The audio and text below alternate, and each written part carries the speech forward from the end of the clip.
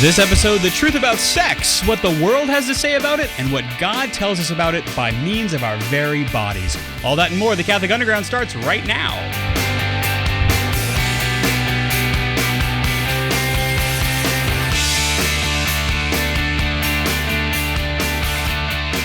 You have hit the play button on the Catholic Underground. We are a podcast cutting through the noise and bringing you the topics that matter. It's episode number 446. For those of you keeping score at home, I'm Father Chris Decker, priest of the Diocese of Baton Rouge here in beautiful, sweltering Louisiana. It's only May and it's sweltering. But that's okay because Kathleen is always cool. Kathleen Lee joins us. I thought you were going to say Kathleen is always sweltering, and I was like, oh, also true. Also true. I would never, I might say. You probably would, but I would sweat in a snowstorm. It's fine. It's fine. But we're happy that you're here. Thanks. And no matter what temperature your forehead is. Thank you. Yeah, exactly. Also here, Sarah Denny. Sarah is joining us as Olivia's stand-in because Olivia is on assignment tonight. Big shoes to fill. Yeah, I tell you. But we'll learn more about Sarah in just a moment. But first, we have to go up to the Jeff Star 1 near-Earth orbit satellite, which is merrily blipping and blooping along in low Earth orbit. Jeff Blackwell is our technical director. Hey, Jeff. And in control of the bloops, by the way. That's true. As long as the bloops bloop and blip in and out of sequence properly, then we're happy with There, Jeff's we work. are in sync, Father. That's exactly right. Also, video is in sync by way of Ed Ball, who is in the ball pit, we call it. You see? I like how you say that. I was clever. trying to throw in some NSYNC references, but Oh, did I I? can't think of Did one. I? Did I somehow those make guys. a '90s reference? Oh, okay, yes, yeah. 13-year-old me went, JT? Lance Bass? All I can say is bye. Bye, Kathleen. bye. I know. Now I have dated myself. It's okay. Well, I'm celibate. I can do that. Welcome to So the there we go. All right. So Sarah Denny, well, we figured since we've got you here at the table that we just kind of give the table to you, for the episode. Very generous. I'll take it. Because Sarah, you join us from really quite a life lived in a very short period of time. I have been blessed to have traveled a lot and learned a lot in my 32 years of living. So Sarah, at 32 years of life, is a doctoral candidate. Yes, I am. And I know, right? Yeah. And so what's the doctoral candidate in? Like what is the So the field of study is, so I'm actually studying bioethics, which is, for the listeners, it's medical ethics. So the reason why I chose this field is because I love the idea of integration, and it's a field that integrates biology, philosophy, medicine, but also the philosophy and theology of the church, and then the law. So I've taken some law classes, some biology classes, philosophy, theology, all this. But my particular focus is actually women's health. So I also am a trained fertility care practitioner with the Creighton model. So in short, I teach women how to chart their cycles. And then for several years, I also taught high school girls, and then I worked as a campus minister on a college campus. So I'm trying to bring all of that to my paper in presenting my topic. How fantastic. Yeah. And as you say, bioethics is one of those fields that has a lot of beautiful little tendrils. If bioethics, if it's a squid, then there are many tendrils that form it, There are. I mean, that's the beauty of the field, and it's also the most humbling aspect to this field is that sometimes I step back and I'm remembering like, I'm getting a PhD in bioethics. And I'm like, oh my gosh, I feel like I know nothing. And I don't say that to like make fun. It really is like the field is constantly changing and growing because the reality is it involves science and medicine. And every single day there are intelligent people around the globe that are making incredible discoveries, right? Especially related to the human body. Right. And so that's really kind of beautiful too, to think that as we study the sciences, and especially the physical sciences and the science of our bodies, our biology, that there are still mysterious things that are being revealed about who we are and how we see ourselves as persons. And it's really interesting that God didn't just simply pre-install us with everything that we need to know. Yeah, it's not on the hard drive. Can't like just search that file and find it. Or maybe he did pre-install it, right, in original innocence. Although I have a feeling there still would have been, now this is speculative philosophy. I like your speculation. Keep going. But I suspect that God would still, because we are created in time, have desired to unfold the beauty of our bodies. Yeah. Right. Because So, there's something created, like a participation in his creativity as you discover there's the an miracle unfolding. that it means to be right. human. And even in the garden, there was an unfolding of God's presence to Absolutely. Adam and Eve. They had a concrete, original innocence is they have a concrete understanding of this is God and he is creator and we are creatures, but there is still something that happens in a timeline. Yeah. And so if you look at how original sin kind of pops into the picture, and all of a sudden the things that were being unfolded in due course now are mysteries that have to be revealed in perhaps maybe a different key, but the same symphony. Absolutely.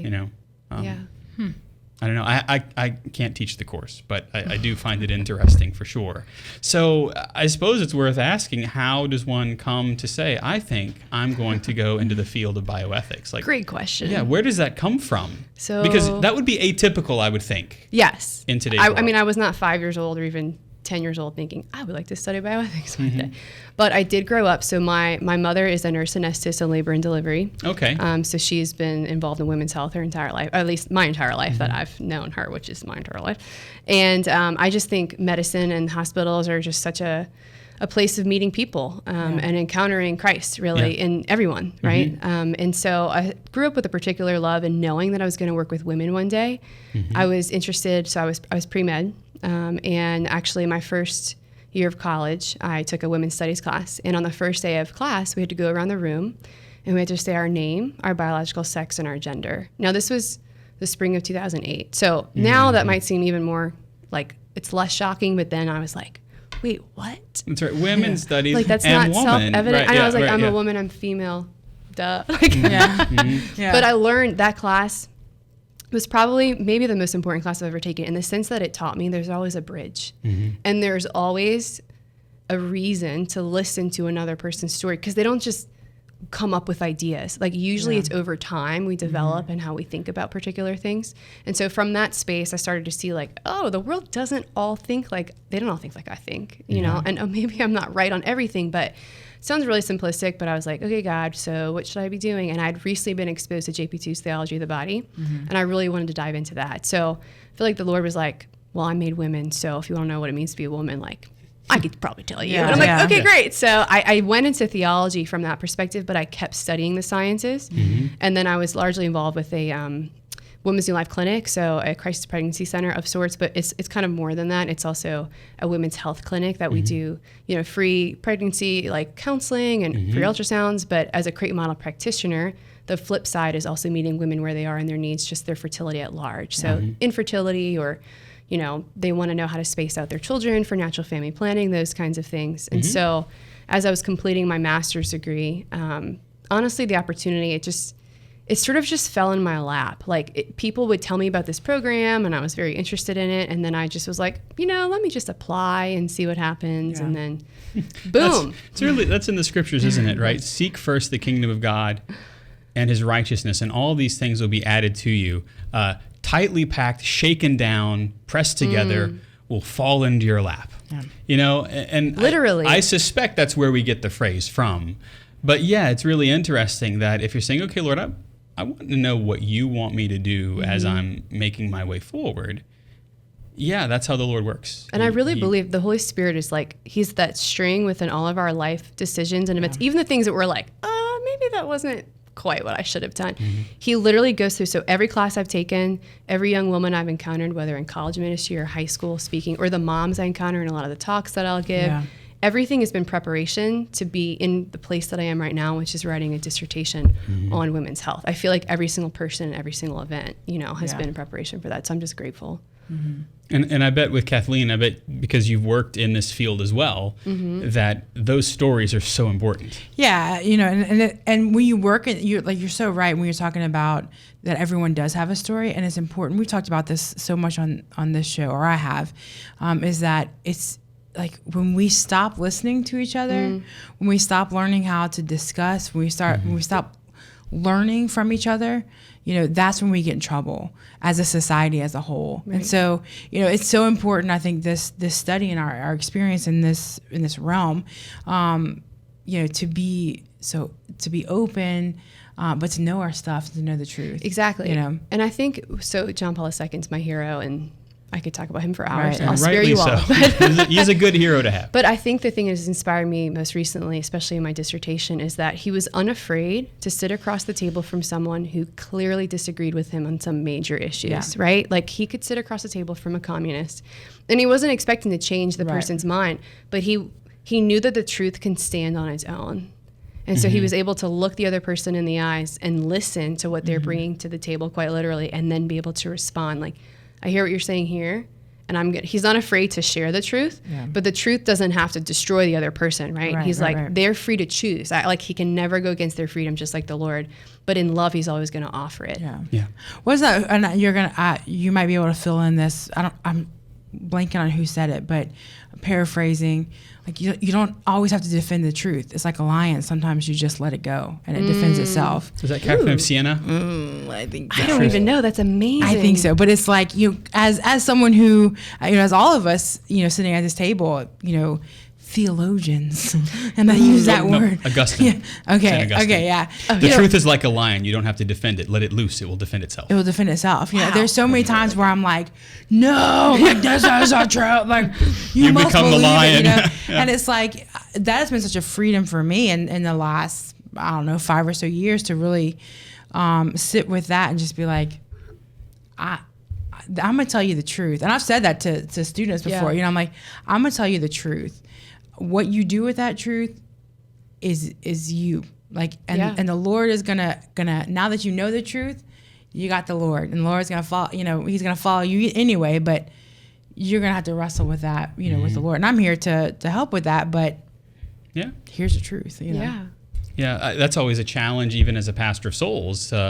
In fact, so far at every parish that I've been assigned the pastor in the last decade or so of my life, I say, and I mean this without any pretense, like I don't have much to give you. As Chris Decker, I don't have much to give you. But what I do have is I know that I have the possession of the fullness of truth because I'm a Catholic, right? And we know that it's there. And I will share with you the deposit of faith, presumably in charity. That's going to be my desire, is to share the deposit of faith with you in charity. And I'm not always going to get that right.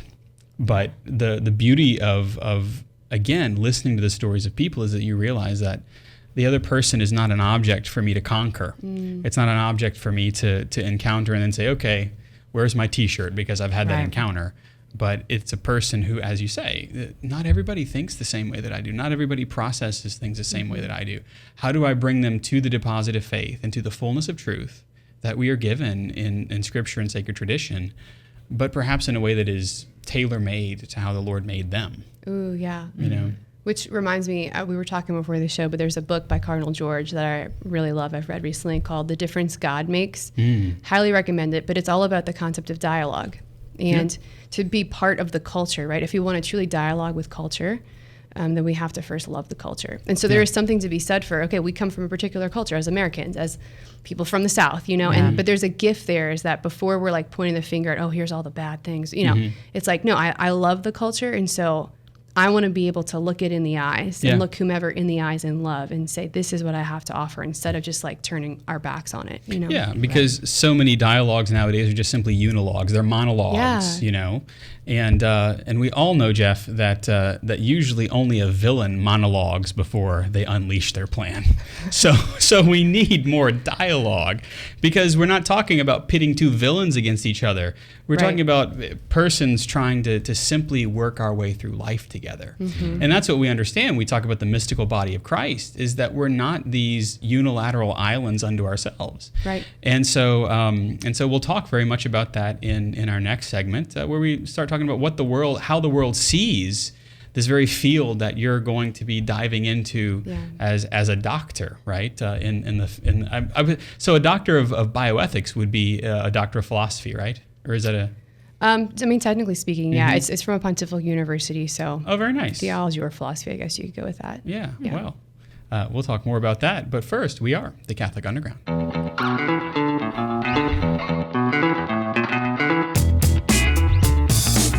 That's right. You have found your way into Catholic Underground. We are a podcast And we are a video cast, actually. You can watch us on Catholic Faith Network, on Catholic television, and anywhere these fine products are sold for free, actually. I'm Brother Chris, joined by Kathleen. We've got Sarah in for Olivia this week. Jeff Blackwell is in space, as is Ed. And, of course, our picks of the week are going to be coming up at the very tail end of the show. And we're talking with Sarah Denny, and she is all about bioethics and every little thing that involves.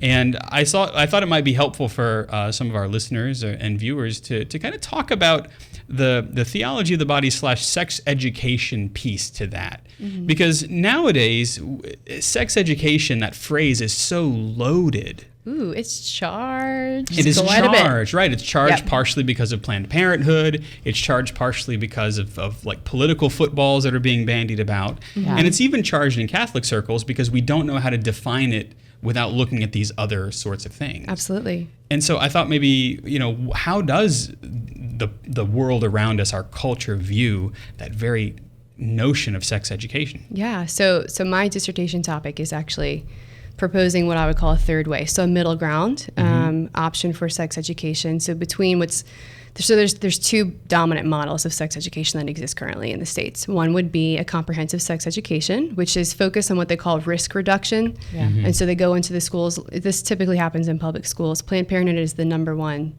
like machine. I call it a machine, but place that provides sex education in the nation.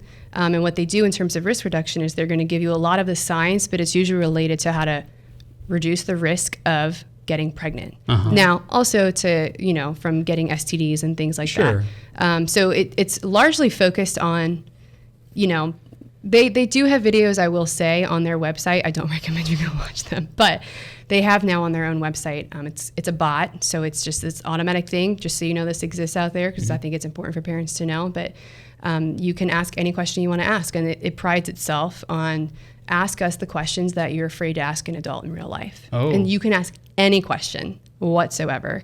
And the artificial intelligence will answer it for you. About whatever topic. Yeah.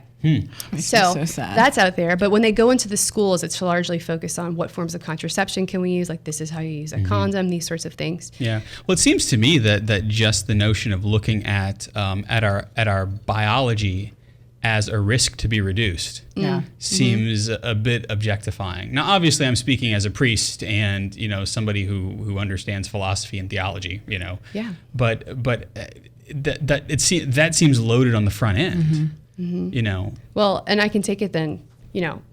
As a woman, so I feel like sometimes people will hear a priest or men speak and they're like, you can't say that. And I'm like, okay, well, I'm a woman, so let me tell you what I know. And as a Create Model practitioner, I know the ins and outs of a woman's reproductive cycle. Right. And the reality is that our bodies have a lot to say to us. And as a culture, what we have done, and especially in the medical field, is that we treat fertility like a disease. I mean, the reality is... So we silence what our body is saying. Yeah, absolutely. And chemically manipulate and shut it down. Most adolescent women... I mean, if you go into a room and you have 300 girls and you say, raise your hand if you've been offered the pill for acne or a headache, or I don't really know why you're tired, or, oh, your cycle isn't working the way early onset cankle. Yeah, anything. I mean, 90% of them would be on the pill. Really? Or at least I should say 90% would be offered. Most of them would be on the pill. It might be more offered, actually. I mean, I've usually when I ask this question, all but one raises their hand. Yeah. Well, I know from my own experience and being involved in this topic is look, something is wrong, something is wrong with you. So let's, maybe you have, a weird cycle, let's put you on birth control to regulate your cycle. And then when you want to have babies, you have to get off of birth control. So and none of that is there's no after it's already done the work of. Well, and we haven't fixed anything. I haven't fixed anything. You know what I mean? I mean, this is the reality. So I would like to say, I think it's schizophrenic the way that the culture treats women's fertility, right? Mm-hmm. So the kind of average, like duct taping around your car, no matter what's wrong with it. Yeah, and then you're expecting when you take that duct tape off, it's going to not just run, but run really well. Yeah, like a new car. So you think about the younger population. There's all these studies that have come out in terms of hormonal contraception's effect on adolescent women's bodies. Mm-hmm. The things that I find the most interesting are the effects of the central nervous system. So they're finding that the brain development is actually akin to in utero, right? You're sensitive to a lot of things that are happening. Sure. And there's a neuroplasticity. So there's this window, right, in which things are ebbing and flowing and changing, but that window is dependent upon a woman for female. It's dependent upon how her cycle changes the levels of her hormones, right? Oh, right. Yeah. Well, that makes sense because all of those glands, right, that are active have a direct effect on your central nervous system. Absolutely. Because that's what they're tied up in. Hormones are like the superheroes in a lot of ways in terms of our bodies. And so what's happening is these women are not being given that opportunity to then develop in that way, which they've found can affect behavior patterns down the line. But the other thing too is that window will close at a certain point, and most women still aren't off the pill, you know, until after that window closes. They might be on it past 25. And then when they get off the pill, like people are wondering, well, so the CDC says that they pride themselves on we're trying to not just prevent pregnancy, but we're trying to help with infertility. And I'm like, this is ridiculous, right? Yeah. Because the very thing that you're putting into women's bodies and encouraging them to be on has a huge part to play in why infertility is on the rise. You can't expect to chemically manipulate a woman's body for more than half of her life and then take her off of that. I mean, she's not a robot and she's not an animal, right? She's a person. And it's not this Band-Aid approach. It's disrespectful to women. And the other thing, obviously I could talk about this forever. I'm getting a little fired up. It's my favorite thing. Is that, you know, the reality is we live in a first world country. Yeah.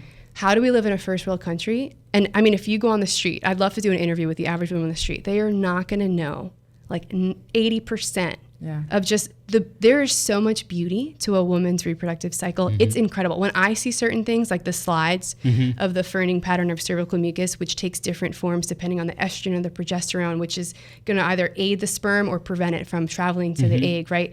It's phenomenal. Like you look at that and you're like, there's totally a God. Like there's no way there can't be a God. And that to me, if you want authentic empowerment for women, you give them knowledge. So this is my argument. You give them knowledge, and we respect a woman's freedom enough to give her the knowledge and then to say, okay, this is also part of like her integration as a human being. Woman has an access, like through our cycles, women have an opportunity to literally connect with their very body. So my body's not a tool, this thing that's like separate from me. My body is part of my person. And I can come to read these signs. We call them biomarkers, right? I can observe them.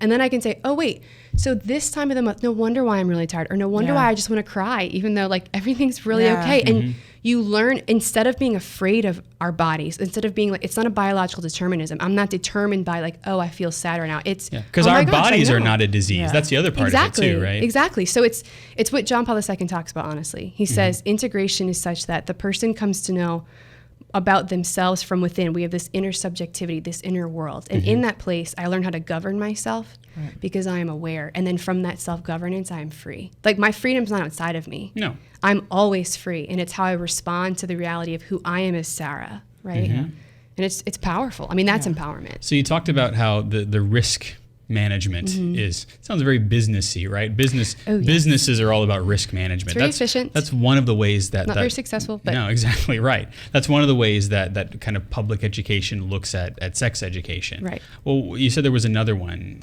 So the other common model would be abstinence-only education. Okay. And so that's when we, you know, kind of exactly what the name says. Okay, abstinence only. So don't have sex before you get married. And I would say the weakness of that, as a church, right, we're obviously teaching young people like until you're married, like the moral law is this, and there's a lot to be said for that. But I think even with the church's model, there's room for growth in the sense that I think as human persons, right, we are both body and soul. So as this composite, there's so much to understand about the person. And as a woman, my body affects my person because it's me, right? So what I'm arguing is that the gift of the church is that we have theology of the body, and that is like the tool. I think most abstinence-only programs up to this point, most of them don't even know what theology of the body is. It's just... Don't do this. Don't do this. And you're like, okay. Wait, and, you know, and just as a human person and the reality of like passions and emotions and feelings, like that's only going to get a 16-year-old boy with hormones raging and a girl so far, right? I mean, that's just reality. And the flip side of that is that even as a church, I think there's room for inviting people into this conversation in such a way that we tell teenagers like, but you know what, even if you do break the moral, like even if you go too far, like we still love you. Because the reality is like we have to have these conversations with teens so they don't feel, because it's not that Catholics don't get abortions, you know, it's not that our teenage girls are not getting pregnant, but we have to be unafraid to talk with them about that. That's correct. That's right. Yeah, and there are. I mean, this is one of those topics. You talk about abortion, you talk about theology of the body, you talk about sex, abstinence. that nobody wants to talk about. They don't. Oh my gosh. It's like my parents taught me not to talk about the dinner table. Religion, politics. I'm like, perfect. People ask me at dinner when I'm writing, and I'm like, do you really want to but that's such a disservice to people in general, is when we don't talk about it, then when young people find themselves in those situations, they Google a bot. That's what I was about to say. It's not a matter of if, but when. They're going to find the information somehow. And I'd rather them find it from the love of the church that is and there's shame in that to approach the place that should be, the place of love and healing. And there is a complete, I did this so I can no longer be Catholic. Right. Yeah. And it's like, whoa. Yeah. And I was actually explaining a little bit of that in my homily today, because when Jesus talks about, that apart from me, you can do nothing. I'm the vine, my Father's the vine grower, and you are the branches, and you can't live as a branch disconnected from the vine. Right. But what Jesus gives us through the church is the ability to miraculously be a branch that's separated and yet grafted back on. I mean, that's where reconciliation is. And that's that healing balm of the church. Well, sometimes our branch starts to wither, and we turn around and go, well, guess I can't, and we cut it off ourselves. And it's like, wait. Yeah, that's right. Yeah, we need to be pruned. Yeah. And so we self-sever. Yeah.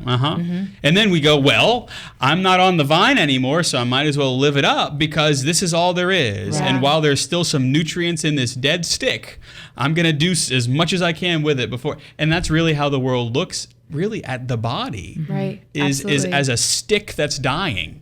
And so I got to do all these things that I can, because being alive is just getting ready to be dead for a really long time.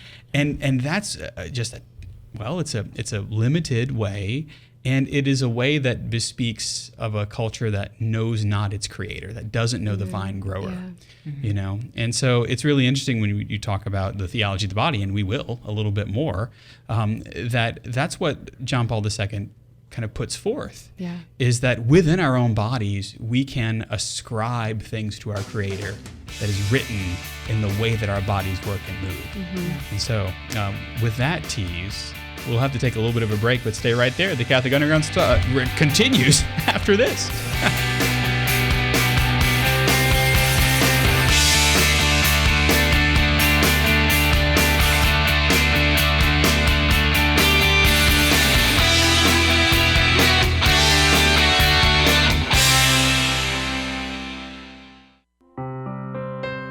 Hail, Holy Queen, Mother of Mercy, our life, our sweetness, and our hope.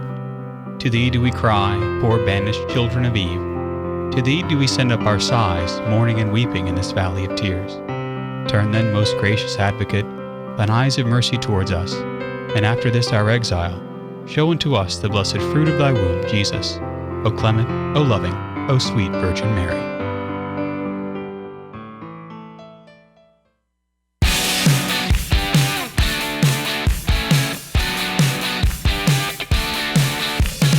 Oh yeah, it is indeed the Catholic Underground. You found us, and we're glad you have. Happy to have you. You're always welcome on our welcome mat. I'm Father Chris, joined by Kathleen Lee.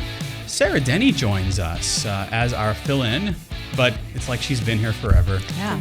Also, we got Jeff up in space and Ed running the video on our video feed. By the way, if you do like to watch Catholic Underground happening, you can do so on Sunday evenings on Facebook, on YouTube, and, I think at CatholicUnderground.tv. And you can join in the chat, as many of you are doing, and watch along with us. We've been talking about, quite honestly, sex education. We've been talking about the beauty of the body, what the world says about how we're made, and then what God tells us through our bodies about how we are made, and I dare say even why we are made. And so Sarah Denny is joining us because she has a particular field of study in women's studies, but also working its way into the bioethical field. So looking at the morality, looking at the ethics from a medical standpoint, looking at how the body's made, its biology, and all of these things. And you're attempting to bring them together. Yes. Like one would build a bridge. Perhaps. Exactly. All of these little strands come together and make a cable, and before you know it, you've got the thing that suspends the bridge. So, and I would say that the bridge actually is the human body. I mean, that's the linchpin. If we understand the body from both a biological perspective as well as a philosophical, theological reality, then we understand the person in ways that I think we've just missed up to this point. Which is exactly what the documents of the Second Vatican Council tell us in Lumen Gentium, right? It's Gaudium Spes, that it is Jesus Christ himself who reveals man to himself most perfectly.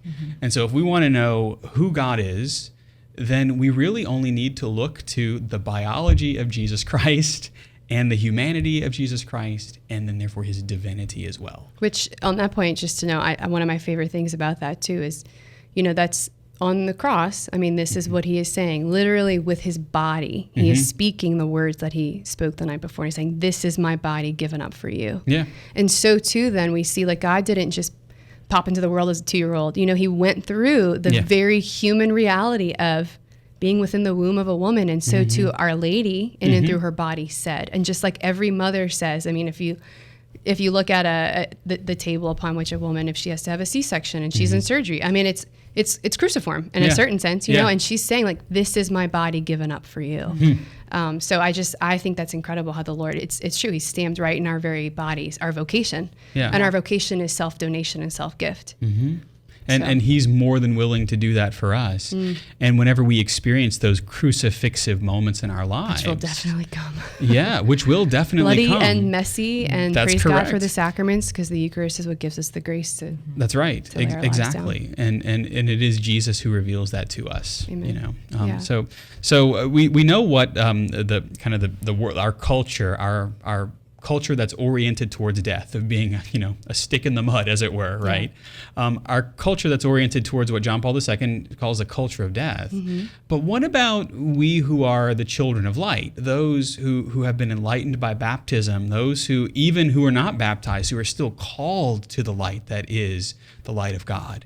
What do we say? What do we do? Because, we certainly, those of you, I mean, obviously I'm preaching to the choir here for some of you, but what do we do? Because I know the only field in which I have the ability to begin to say what the Lord says about my body is in the crucible of my family, right? The altar of my home, if I'm a parent. And then that has to spill its way over into my parish life, into my civic life, and then certainly into the culture at large, because that's really how these things flow outward, Absolutely. right? You know. So what do we believe? How does an actual like Joe or Jane Catholic encounter, sex education? Johnny or Karen perhaps, or ninth grade, they're going to be doing the sex education class. So what do I do? I think number one is for parents. Any parents or grandparents. I want to say very clearly, there's no owner's manual to a child. And oftentimes I'm giving presentations and people are like, oh, I wish I would have known this before. And it's like, don't get caught up in what you didn't know before, because God's mercy is such that he works everything together for good for those that love him. That's a promise in Romans 8, right? But now as a church, the reality is that John Paul II wrote Theology of the Body, right? Late 1970s, early 1980s, it was delivered as a series of audiences.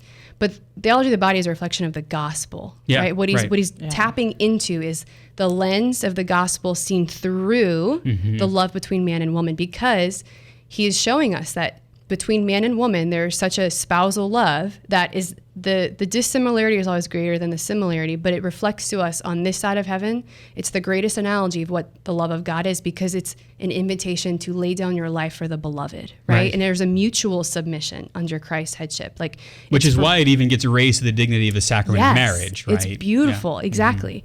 But as parents, I just encounter, they're like, well, wait, I don't know this, I don't know that. And I'm like, it doesn't matter what you do or you do not know. I will say the most important thing you can do for your child is to have the conversation. The temptation is to be so overwhelmed by what you don't know that you then in fear, and I understand it on a human level, but in fear, you don't have the conversation at all. And that is where we have missed the mark, right? Is that, the family is the basic unit of society. The family is where the child is going to learn love, also how to deal with conflict. And the reality is no family is perfect, unless you're the Holy Family. So it's going to be pretty messed up. So don't get caught up in all the things I'm going to do wrong. But if you can look your son or daughter in the eyes, and if they can hear from a place of love, that out of love you are saying, hey, there's things that are happening in your body as you grow and as you change that you can understand too, because you were an adolescent. But that there's choice points, right? And to know yourself enough and to know the gift of who you are enough that love sometimes says no. And love sometimes says yes. That's right. But it depends upon like what is happening in your life. And what the church is inviting us to realize is that marriage is, I would describe it as the only sacrament that's strong enough, right? It's the only union that's strong enough to hold the weight of something as heavy and sacred as human sex. Because if you're going to be that close to someone, I mean, there is no, it's not like, oh yeah, we're just friends. I'm like, no, you are not. Like the hormones that are oxytocin, the bonding hormone, all these kinds of things we go into in a scientific perspective that confirm what the church knows just about the human person from a philosophical perspective, right? And these conversations are important because if we don't have them with our children, they're going to find, they're going to go to the bot. They're going to go to the bot, or they're going to go to the locker room. And there's no shame in them. This is the thing. There's no shame in them wanting to know. No, absolutely not. They need to ask these questions. We just need to not run from them when they're asking them. That's correct. And that's the little Gnostic heresy that's present in our society today is the truth about our bodies, the truth about sex is not hidden knowledge. It's not hidden knowledge. It's revealed to us in our very bodies. And it's revealed to us by the sources that can tell us the truth. Amen. You know, and that's why Genesis doesn't shy away from that. That's why the Old Testament doesn't shy away from it. That's why the New Testament doesn't shy away from it. Have you read Paul's letters lately? He spends a good deal of time talking about morality. Why? Because people, when their bodies say yes and they should say no, the church then has to enter into that realm and say, okay, well, let's look about why we're made. What are we doing? Exactly. You know? And it really comes down in this culture, especially to, right, the word freedom. What's freedom? Like reproductive autonomy, women's rights, all these things. Yeah. And if freedom is not that thing that's outside of that you can like legalize for me, but as a human person from within, I'm free to choose in any moment. I am the only one that can choose for Sarah if I am truly free. And it's training the person to see that sometimes my body is going to desire or want certain things that in the moment, the objective truth tells me this is not what's good for me or for this other person. And so it's not because I hate my body. No. It's the very opposite. It's because I love my body, myself, and this person in such a way that I'm going to because freedom isn't the end in itself. The reality of what the church is teaching, what the church can offer the conversation in sex education is that freedom, when it's not given away, you enter into despair, right? Yeah. But freedom is meant for love. It exists, quote from JP2, is freedom exists for the sake of love, right? We're meant to, like he says, and I think it's Gulino at best as well, it says, you know, man can only find himself through a sincere gift of self. That's right. You know, and in a culture, for some people, the gift language is really difficult. They're like, you can't tell me what to do. And it's like, okay, when you take away all the charge components of it and you just back up and you say, but who wouldn't want a person to look at them and say, you know what? I know all those pieces about you that maybe you're really struggling with, that you struggle to accept about yourself, and I love you there. Yeah, that's right. That's what human love is called to be. But the divine, the grace is what gives us that strength. So the church has a lot to offer the conversation on sex education, and it's more than just like don't have sex until you're married. No, right. Right? And theology of the body, that to me is a huge one of the key components. Is what theology of the body says is that, look, God made you in such a way that your body has this sacramental reality. Your body, in a physical sense, reveals who you are as a person, right? And in and through your body, you speak a language. So I tell teenagers, I'm like, look, you go into a job interview, if you throw your keys on the table and you sit back with your arms crossed, you're speaking a language. You're saying a lot, even if you say no words. And even girls I would counsel who were in crisis pregnancy situations, right? I mean, they can understand that. They can understand like, oh, when I do this, it communicates to him this, right? And so I think there's just like, that's where the invitation comes in as a church. And I say this, a lot of people, they're like, theology of the body, what? And I'm not saying you have to go read all those audiences because it's thick, right? Thick. Yeah, and we mean that the way that it's actually defined. Yeah, it's actually this big. Yeah. But truly, it's an invitation to speak from a place of honesty as a man or as a woman to the people in your life that you care about, to the young people that are looking up to you, and say, hey, I know this is awkward for both of us, but your desires are good. Yeah. Your sexual passion is actually good. That's not the problem. You're not the problem. But there's, when you live your life in a way that you're living in truth, I'm not saying it's going to be perfect. It's not a providence gospel, but there's a fuller freedom that you can experience, an abundance. God wants abundance for your life. That in a sense, there's a merciful, it's like a padded playground, right? Yeah.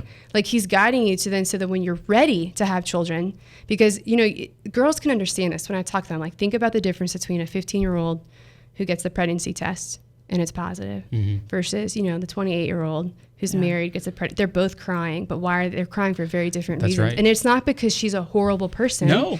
It's because sex is so very good. Yes. That God and his desire for man and woman is that you would be with a person who is like, I am giving literally their body is communicating what they're willing to say with their words, and their words are communicating what they're willing to say with their bodies. They're not being duplicitous. It's I give my whole self to you, no matter what the end result is.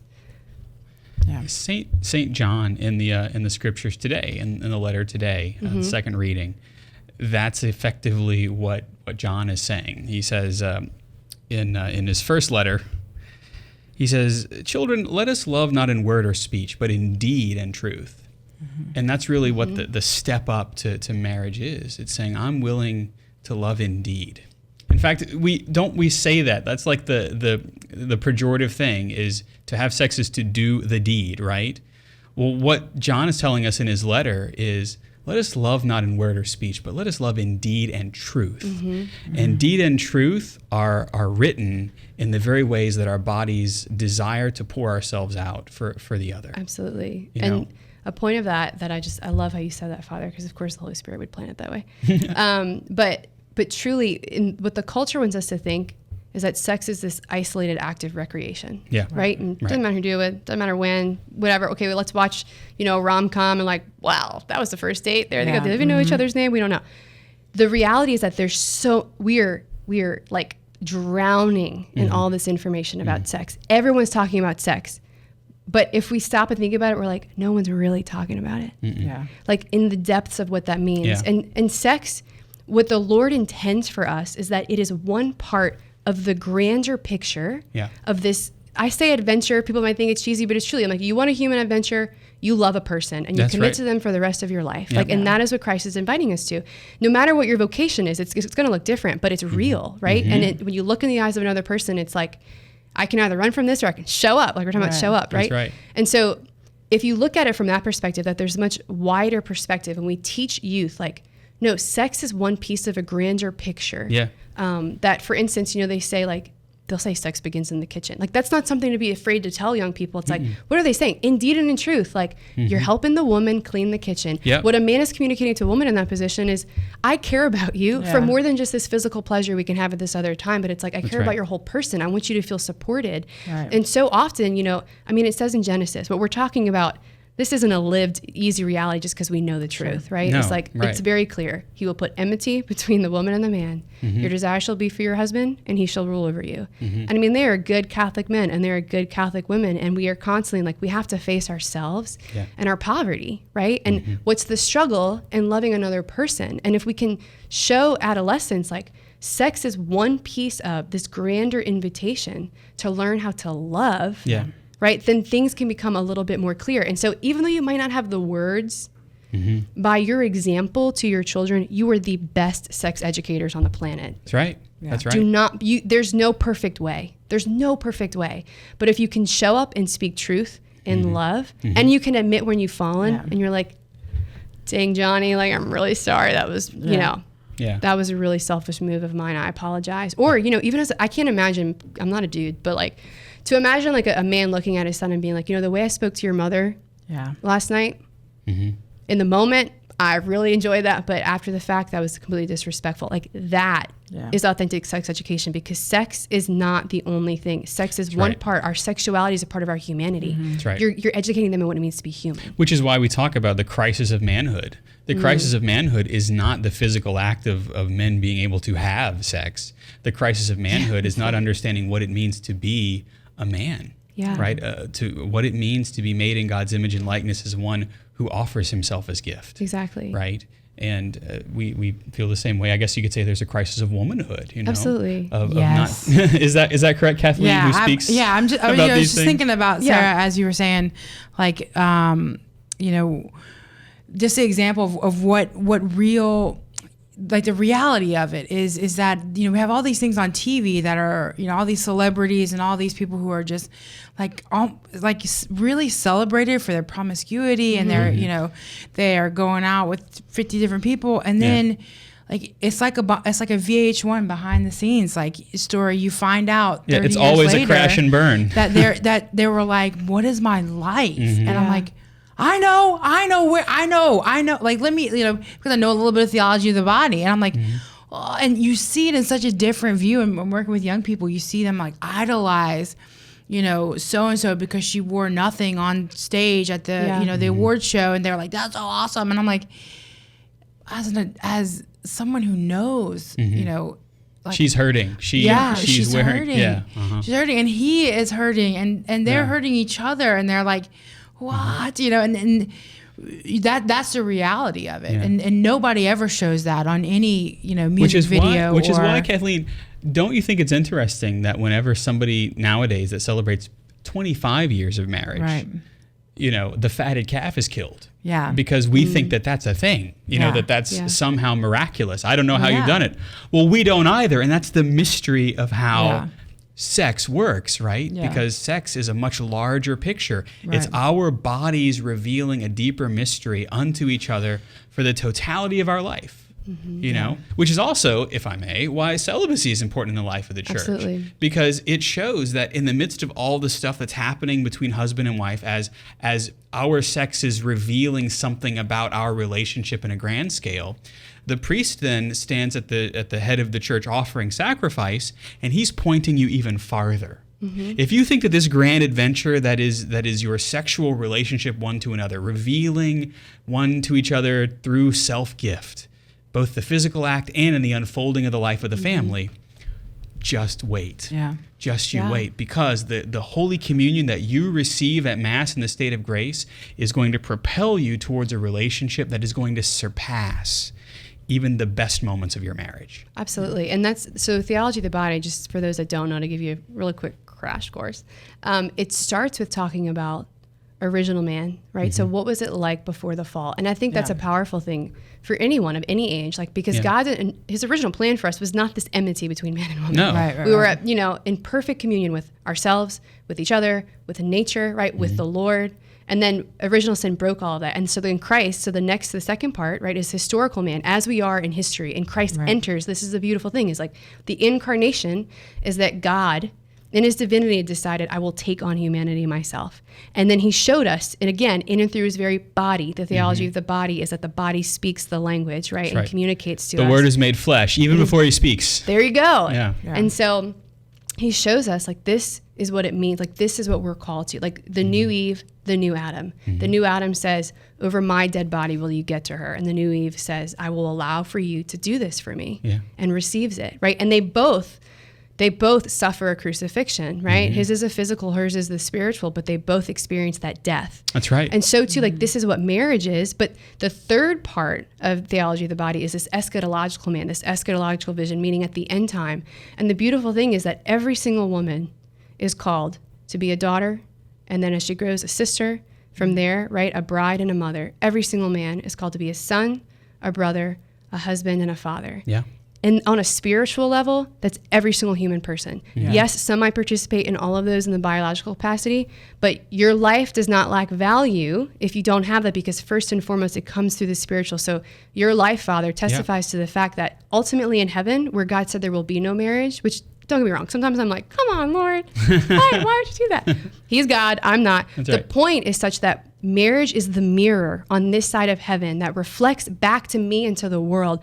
This is how God loves. So why do people struggle with who God is? I mean, the divorce rate right now, how high is that, right?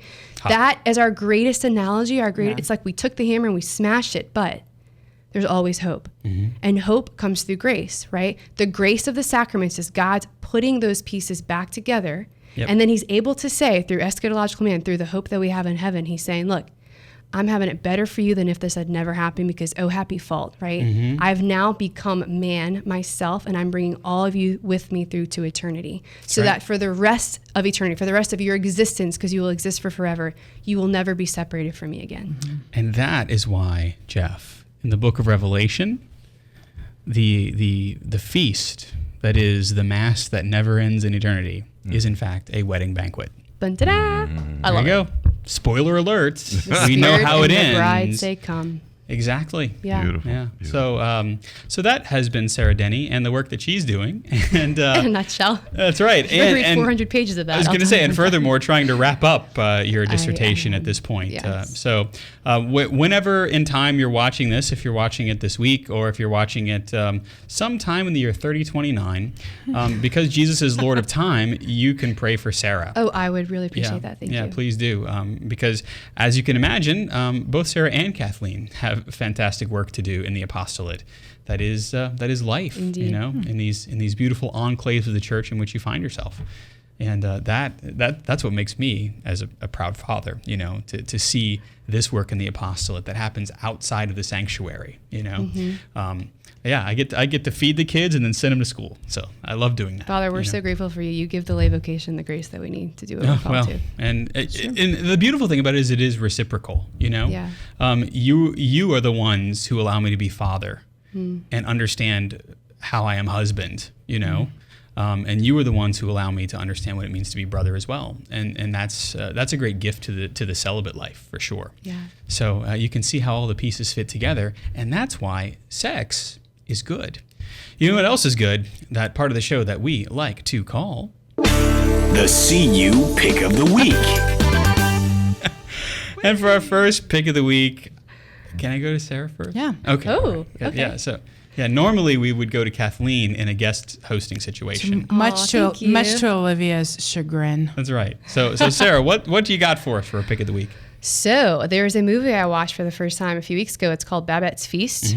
Highly recommend it. I think everyone should watch it because it basically talks about everything we talked about earlier, not sex education per se, but the beauty of the Catholic vision, which is that the senses are very good. Yeah. And in short, without giving the plot away, it's about a woman who has to go basically run from the country she's in because of fighting. And she lives with these two sisters.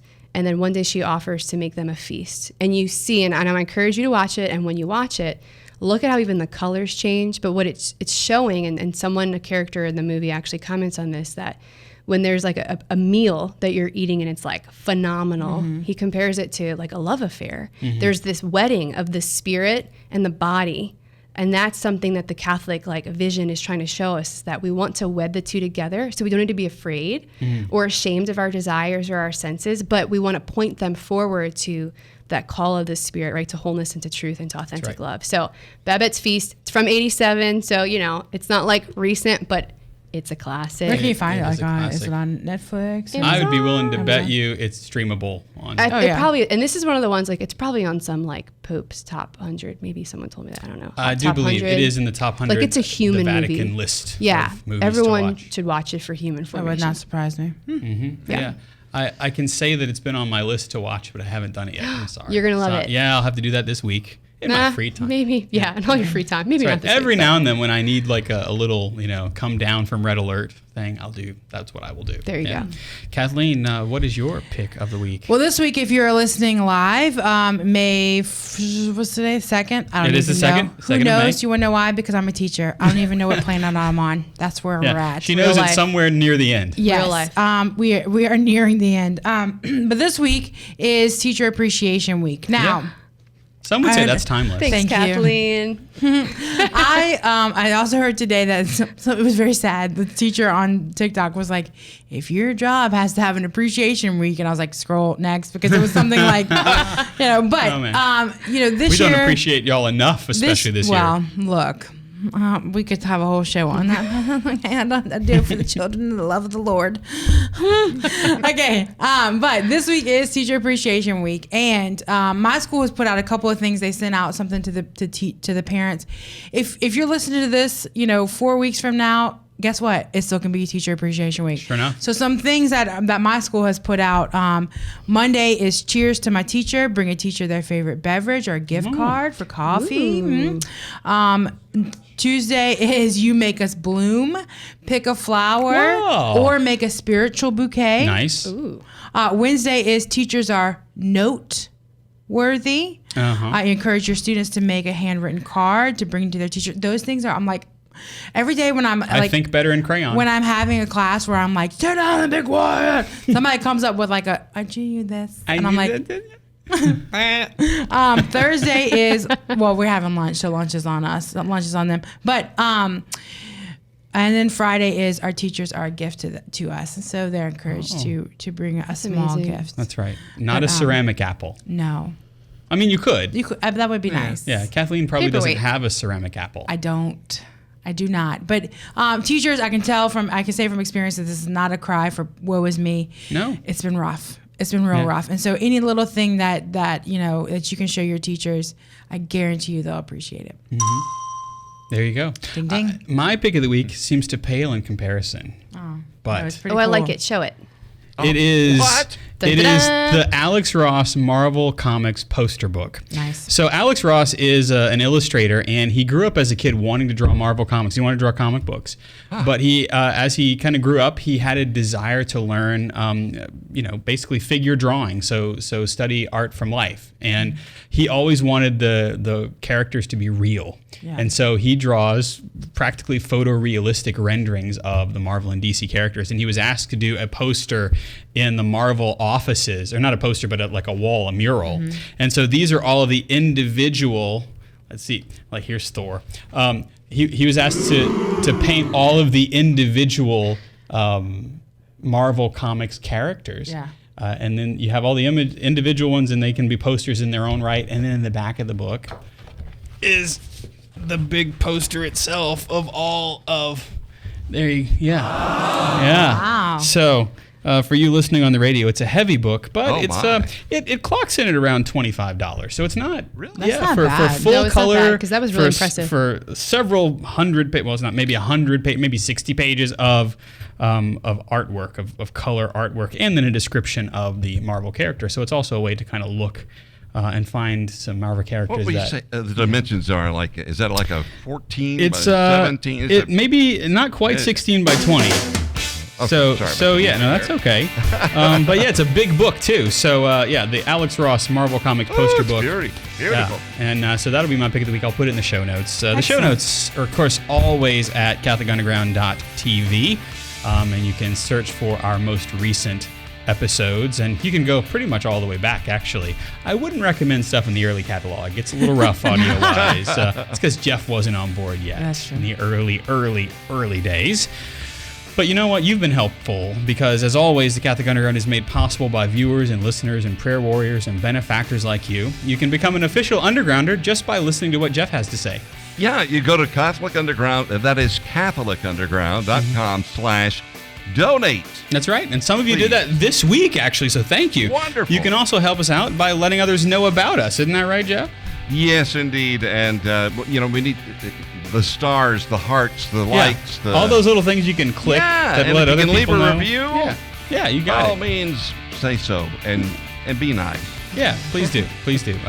If you want to write a nastygram, then send it to Kathleen. She'd love to read it and respond. Yeah, send it my way. She will respond. She will respond. Speaking of which, our panelist has indeed been Kathleen Lee at Kaylee626 on Instagram. Thank you, Kathleen. Anytime. Also, the unrepeatable Sarah Denny, because that's how God made you. Dun-da-da. That's right. We're glad that you're here. Thank you, Sarah. Thank you so much for having me. Oh, yeah. You're welcome back anytime. Thank you. And if I can plug really quick, go to naturalwomanhood.com or .org. That's going to give you a lot of research from the scientific perspective for parents. Natural Womanhood. Okay, all Highly recommend it. But thank you all for having me. This was such a joy. Oh, yeah, for sure. Jeff Blackwell in space. He's our technical director at Jeff Blackwellis on Twitter. Privilege. Ed Ball is our video director. Jim Hayes is our research assistant with his crew in the lab. And you know me. I'm Father Chris Decker. You can find me on all the things at Digital Catholic is my handle. You've been listening to the Catholic Underground, cutting through the noise so that you can find that still small voice. We'll see you next time. From the Catholic Underground.